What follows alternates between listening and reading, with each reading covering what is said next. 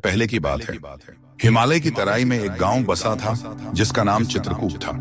यह गांव इतना पुराना था कि उसके इतिहास को भी समय के पन्नों में कहीं स्थान नहीं मिला था।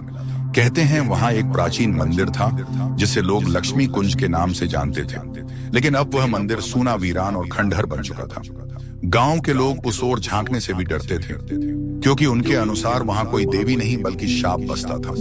मान्यता थी कि हर पूर्णिमा के बाद आने वाली अमावस्या की रात, जब आकाश में चांद का कोई चिन्ह नहीं होता, किसी न किसी गांव वाले का कोई न कोई सदस्य रहस्यमय तरीके से गायब हो जाता है। कोई नहीं जानता कि वह कहां गया। कोई सुराग नहीं, कोई आहट नहीं, बस एक सन्नाटा और मंदिर की घंटियों की अनसुनी आवाजें। उसी समय एक निर्धन ब्राह्मण युवक जिसका नाम उदय था, अपनी पत्नी वैदेही और पुत्र अंगद के साथ किसी कारणवश उस गांव में आ पहुंचा। उदय का जीवन अत्यंत साधारण था। उसके पास धन नहीं था, भूमि नहीं थी, काम भी नहीं था।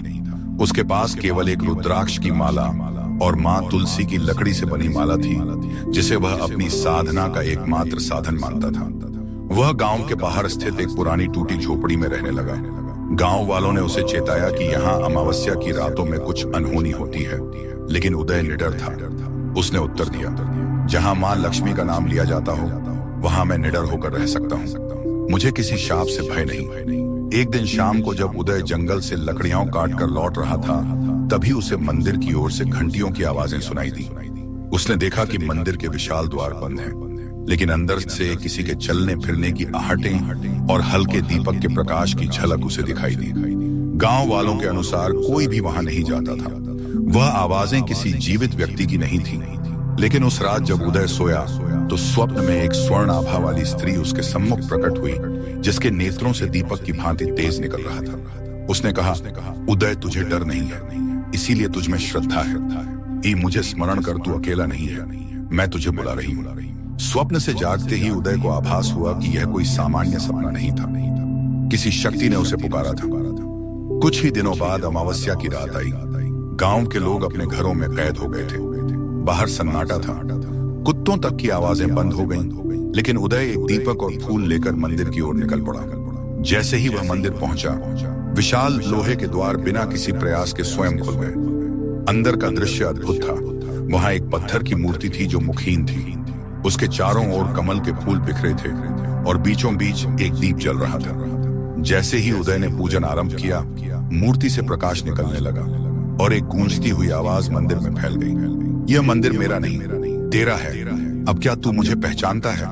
उदय भयभीत होकर कांपते हुए बोला।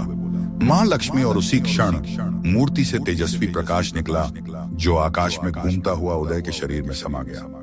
अगली सुबह गांव के लोग जब मंदिर की ओर पहुंचे तो देखा कि मंदिर के द्वार खुले हैं और उदय वहां ध्यानस्थ बैठा है। जो मूर्ति कल तक बिना आकृति की थी, उसमें अब देवी लक्ष्मी का पूर्ण स्वरूप प्रकट हो गया था। चार भुजाएं, हाथों में शंख, चक्र, पद्म और आशीर्वाद की मुद्रा मंदिर अब प्रकाशमान था। लोग भयभीत हो उठे। उन्होंने सरपंच हरिदास को बुलाया। हरिदास ने उदय को डांटा, क्या तूने उस शापित मंदिर में रात बिताई? क्या तुझे जीवन की परवाह नहीं? उदय ने शांत स्वर में कहा, मां के मंदिर को शापित किसने कहा? वहां तो करुणा और प्रकाश का निवास है। दिन बीतते गए। उदय अब मंदिर में ही साधना करता और गांव वाले उसकी ओर आकर्षित होने लगे। एक रात फिर स्वप्न में देवी प्रकट हुई। उन्होंने कहा, उदय यदि तू सच्चा है तो अपने पुत्र को इस मंदिर में अकेले रात भर बैठा दे, तब मैं अपना पहला रहस्य प्रकट करूंगी। यह परीक्षा थी। उदय और वैदेही ने मिलकर कठिन निर्णय लिया। वे छोटे अंगद को मंदिर में दीपक के साथ बैठा आए और सारा गांव सहमा हुआ प्रतीक्षा करने लगा। सुबह जब सूरज की पहली किरण मंदिर पर पड़ी, तब गांव के लोग दौड़ते हुए मंदिर पहुंचे।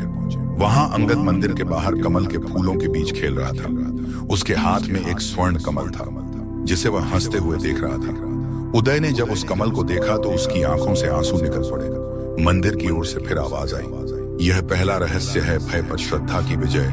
जो मुझे भय से खोजेगा वह भ्रम में रहेगा, जो श्रद्धा से पाएगा वह अमर सत्य को छुएगा। अब गांव में परिवर्तन आने लगा। लोग मंदिर आने लगे। दीपक फिर से जलने लगे। मां लक्ष्मी की मूर्ति अब पूर्ण रूप में प्रकाशित रहती थी और उदय अब केवल ब्राह्मण नहीं, एक साधक बन चुका था। एक दिन फिर स्वप्न में मां लक्ष्मी प्रकट हुई। उन्होंने कहा, यह तो केवल प्रारंभ है, आगे दो रहस्य और छिपे हैं, एक स्वर्ण की सीढ़ी में और दूसरा एक शापित खजाने में, क्या तू तैयार है?